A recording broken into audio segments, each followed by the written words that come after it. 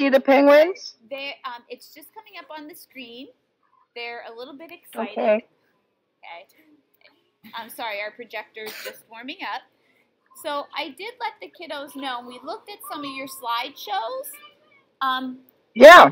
And they know that you're in Antarctica, which is pretty cool. And could you let us know what time it is there? It's 7:45 in the morning. Wow. They said breakfast time. So yes, we can see. Yes. But it's Tuesday, so I'm a day ahead of you. It's Tuesday morning. I don't know if you saw some of them just open their mouths. It's different, and the sun never sets here, so it doesn't really matter what time of day it is. We can do our work anytime. I'm up all hours because the sun never sets. It's like 2 o'clock in the afternoon all day long, every day. And I've been here since November 1st, and the sun just never sets. It's just daytime all the time. Wow. Can you tell us what we're looking at? This is Jenny. Okay, dear, I think I have the camera. It's very difficult for me to see what you're seeing. Okay. So if you want me to move the camera, let me know. But most of the birds here are on nests, so I hope you see some of those. Mm-hmm. And we have one bird that is building a nest, so he's going back and forth and getting some rock. And he did come over to me while I was sitting here, so he might come over again. Okay. Anyway, he's being active, and he's actually stealing rocks from someone else's nest to build his own, so they do that. He's a stinker, huh? But the other birds we have are on eggs. The one standing up right there is stretching. Can you see her? Yes. She's stretching, and she has, I don't know if you can see the egg, but she's got 2 eggs underneath her. We're supposed to have chicks starting to hatch like any day. Today would be the first day that we're going to be walking the colony looking for chicks that are hatching. We may or may not find them, but it's time for that to happen, so we're very excited. Oh, wow. But right now, it's pretty quiet. These birds are just sitting on eggs. Okay. In about 2 or 3 weeks, it'll be chick chaos here with chicks running all over the place and birds going back and forth to get food. And it'll be noisy and busy, but right now it's quiet. And here comes somebody. I hope he's going to come right over to me. Come on here, buddy. Come on, buddy. Hey. Let's see if he comes here. I'm going to turn the screen. Unfortunately, when I turn the screen, sometimes I lose the connection, so we'll just call right back. Okay. But I just wanted you to see. There's another bird standing up. And here's a bird that's just coming to visit us here. Can you see him? Yes. We can't see his head. We see the bottom half of him. We see. That better? So, what are they looking at? These are Adelie penguins, and although there's lots of there are many species of penguins all over the world. Some of them are in tropical areas like South Africa and Australia and New Zealand. These penguins only live in Antarctica. They absolutely have to have ice to live. Their food is underneath the ice. So you do see these in zoos, but very rarely. They're very difficult to keep because they need to be kept cold, and their food is very difficult to get. So even though you'll see penguins in zoos and aquariums, you'll rarely see these guys. Very, very special birds. No. They're only here in Antarctica. There he goes. Oh, there he goes. Hi, buddy. Looks like they're looking. You gonna come and say hi? There you go. Off he goes. Now, how warm or cold is it there today? Well, today is not so bad. Today is probably about -5 degrees Celsius, so not too bad. Plus, thankfully, the wind is not blowing. So most days the wind here just is horrible and makes it very cold. But today there's no wind, so that's why the internet connection's good, and I can do this from the birds. Otherwise, it's hard for me to be down here with the birds and have my computer here. Now, but otherwise, today's not too bad. But you have to remember that this is the middle of summertime down here. So I'm in the southern hemisphere of the world, so the seasons are reversed. So right now, it's the middle of summer, and yet it's still well below freezing and will stay well below freezing for the entire summer. Now, we did see the information that you had, and we just kind of expected it to be completely snowy, some of us. Very good. So most of the continent is covered with snow and ice, but 2% of this continent has places like this, and this is why these birds come here, is because there is no snow or ice, and there's small rocks. We're on a volcanic island, very similar to Hawaii, actually. We have an active volcano on this island in Antarctica, and all the rocks you see here are volcanic rocks. And there's lots of small rocks, so these birds build their nests out of the rocks. So they have to find a place in Antarctica where this exists, and there aren't that many places like this. No. So these birds are only in a few places, but this happens to be one of them. So that's why we're here, because we study these birds. So that's why we are here. No. But if I were to take you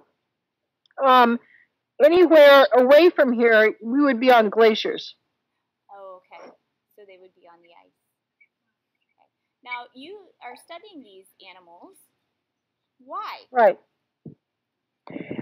It's important for us to understand their biology, why they move around, what they eat, what their needs are. If we choose to protect them, which we do, we choose that these birds need to be protected, then we have to know as much about them as we can so that we can protect them. We also want to know if there's changes in their populations, if things are going well for them, going well for the chicks, if their food source is okay. If we choose to protect the birds, then we have to protect their food source as well. And that means being very careful about what we put into the ocean so we don't pollute it, so that the food that these birds eat is okay for them. Otherwise, it won't be. And so those are the things we study, what's happening with the population, if they're getting enough food, if they're not getting enough food, why not, things like that. And what are you finding? Because I know that you study them over time, the same, like, families. Yeah. Well, we have 3 colonies on this island that we work with, and the most important thing is if the population is good, if it's going up or going down. And at one of our colonies, the population is increasing, and at this colony, it's decreasing a little bit. So we're trying to figure out why that would be so. And maybe it's just a random event. Maybe it's just what happens naturally. But we won't know that unless we're here every year to see what's going on. Because if you just come one year and watch these birds, then you don't know what's happening long term. So that's why long-term studies are important, to know what's happening so we can see when changes occur. So right now we are seeing a little bit of a change in the numbers of these birds. Here comes somebody else. Hi, buddy. Hi, little guy. Come on. Now, when they hatch, the eggs hatch. The babies stay very close to the parents, right? The egg will hatch underneath the bird. I'm sorry, say again? Can you tell us what happens with the egg hatching? The parent will hold the egg on their feet to keep it off the rocks, which are cold, for one thing, and not very comfortable. So she will, or he, either the male or the female, will hold the egg on their feet while the egg hatches, or at least stay very, very close to it, because when it's cold here and the chick is not able to keep itself warm. So when you see those chicks hatching, these birds will be sitting still right on top of them. And that will stay for about a week and a half to 2 weeks. And then the chicks will be so big that they'll be able to stand outside by themselves. And they'll get another woolly covering of feathers. So that when they're first born, they do have feathers on them, but they're not very robust. So they have to grow a big, heavy coat of downy feathers to keep warm. We saw pictures We'll see that maybe in about 3 weeks. Just when you guys come back from winter break at your school, then these chicks will be running around. We saw pictures that you had of them molting and getting their adult eggs. They were quite comical. They were cute.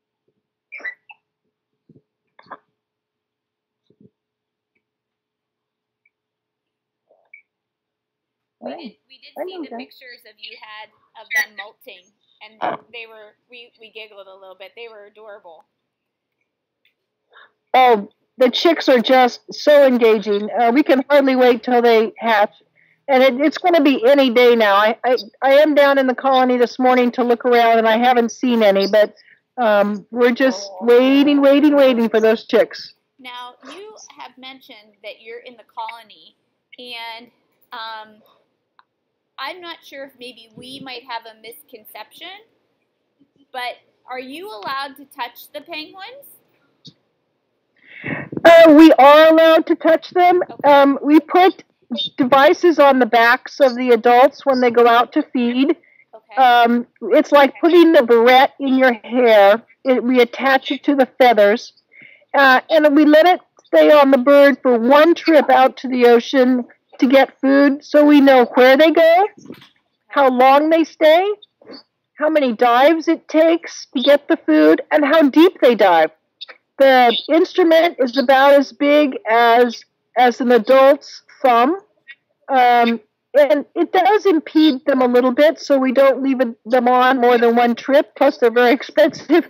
So we hope they bring it back to us, and so we can get the data from them. So yes, we have to handle them to do that. When the chicks are born, we also weigh and measure the chicks once a week. So yes, we have to handle the chicks when we do that. Okay. When the chicks get older, just before they're ready to be on their own, we band them. So we have to catch about 200 of them and put bands on their wings. So we handle them then. Okay.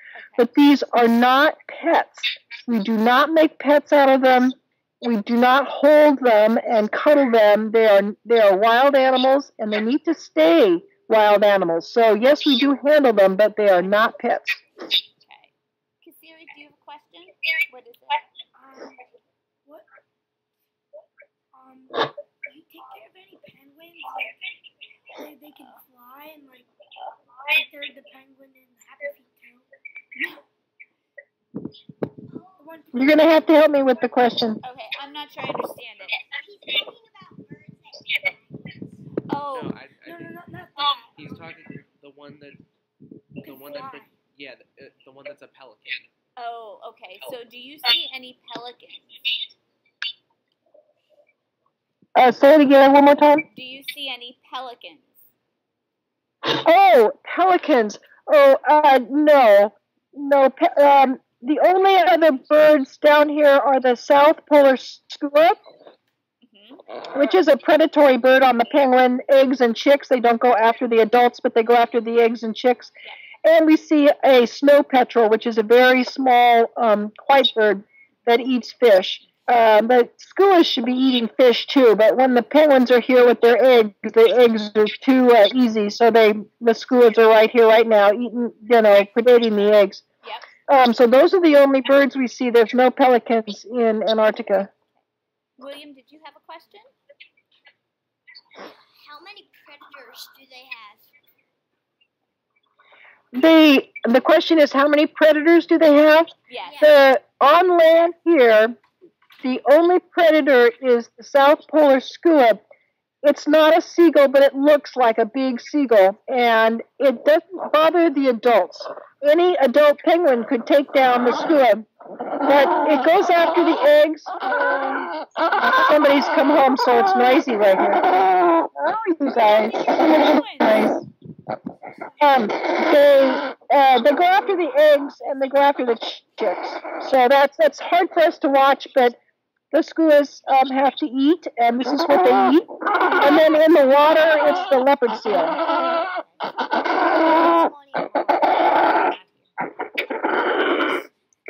That's a bird that has just come back from the ocean, and that's the honey, I'm home call.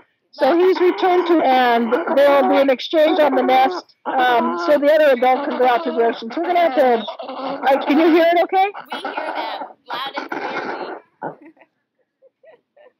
Now, I do have a question for you. Last year, when you Skyped with the class, you were actually in your tent, and you talked a little bit about life on Antarctica. Would you mind sharing a little bit, because it's so interesting?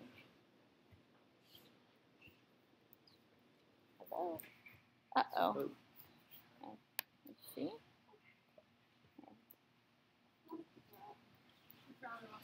We'll get him back. Mm-hmm.